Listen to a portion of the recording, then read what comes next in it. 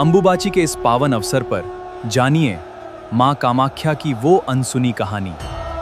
साल में वह 3 दिन जब भारत के सबसे शक्तिशाली शक्तिपीठ मां कामाख्या के मंदिर के कपाट पूरी तरह बंद कर दिए जाते हैं। न कोई घंटी बजती है, न कोई पूजा होती है और न ही कोई भक्त मां के दर्शन कर पाता है। बाहर लंबी लाइनें हैं, लेकिन भीतर एक अजीब सा सन्नाटा है। It is not just a temple closing, it is a profound cosmic pause. दुनिया इसे एक परंपरा कहती है, पर हकीकत में यह उस ब्रह्मांडीय चक्र कॉस्मिक साइकिल का उत्सव है जिसे हम अक्सर नजरअंदाज कर देते हैं।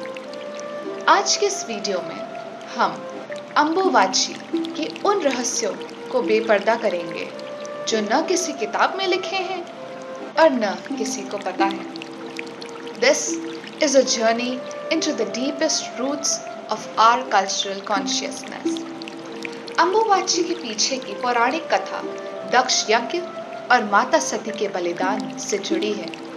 जहाँ माँ सती का योनि भाग गिरा था, वही माँ कामाख्या स्थित है और यहाँ देवी की कोई मूर्ति नहीं, बल्कि एक प्राकृतिक शिला है। इन 3 दिनों में आषाढ़ महीने के दौरान यह माना जाता है कि माँ कामाख्या रजस्वला मेंस्ट्रुएशन होती हैं। This period is not considered impure, but rather the ultimate symbol of fertility, creation and the power to give life. हम अक्सर इस विषय पर बात करने में शर्म महसूस करते हैं, लेकिन हमारी संस्कृति ने इसे शक्ति का आधार माना है। अब बात करते हैं इस रहस्य की, जिसे विज्ञान भी हैरान होकर देखता है। इन 3 दिनों में माँ कामाख्या के पास बहने वाली ब्रह्मपुत्र नदी का पानी अचानक लाल हो जाता है। Nature has its own rhythm and this is it's most mysterious performance. बहुत से तर्कवादी इसे मिट्टी के खनिजों का प्रभाव कहते हैं, लेकिन स्थानीय लोगों और पुजारियों के लिए यह माँ की शक्ति का साक्षात प्रमाण है। क्या यह महज एक संयोग है कि यह सब आषाढ़ की बारिश के दौरान होता है? The convergence of geological science and spiritual wisdom is a mystery that defies simple explanations. Kamakhya सिर्फ एक मंदिर नहीं, यह तंत्र विद्या का केंद्र है। इन 3 दिनों में जब सामान्य भक्तों के लिए द्वार बंद हो जाता है, तब नीलांचल पर्वत पर हजारों तांत्रिक और साधक इकट्ठा होते हैं।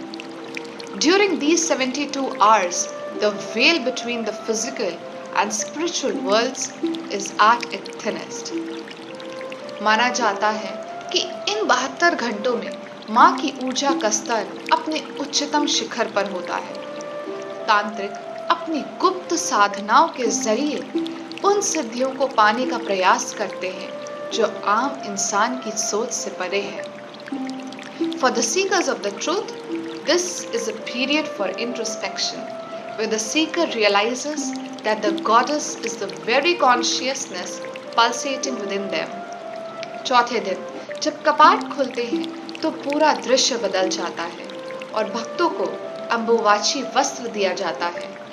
इसे घर में रखना अत्यंत शुभ माना गया है, लेकिन असल दर्शन तब होते हैं जब आप उस शांत शिला को देखते हैं, जिसे इन 3 दिनों के लिए तप के बाद और भी अधिक ऊर्जावान माना जाता है। The reopening of the temple symbolizes the return of life, rejuvenation and the commencement of a new cycle of growth. तो क्या अंबुबाची सिर्फ एक परंपरा है? नहीं, यह हमें सिखाती है कि विश्राम जरूरी है, बल्कि शक्ति है। जैसे धरती माँ को 3 दिन का ब्रेक चाहिए, वैसे ही हर इंसान को अपनी इनर एनर्जी को रिचार्ज करने के लिए मौन और ठहराव की जरूरत है। Just as the soil needs to lie fallow To yield a richer harvest, our minds require periodic retreats into silence to regain their clarity.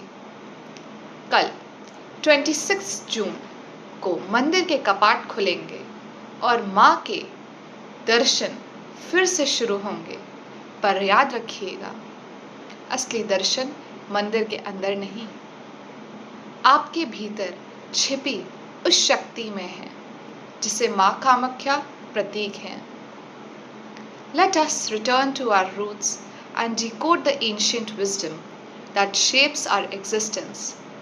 अगर आप अपने इस रहस्य को महसूस करते हैं तो चैनल को सब्सक्राइब करें और इस ज्ञान के साथ सफर में हमारे साथ जुड़ें। नमस्ते।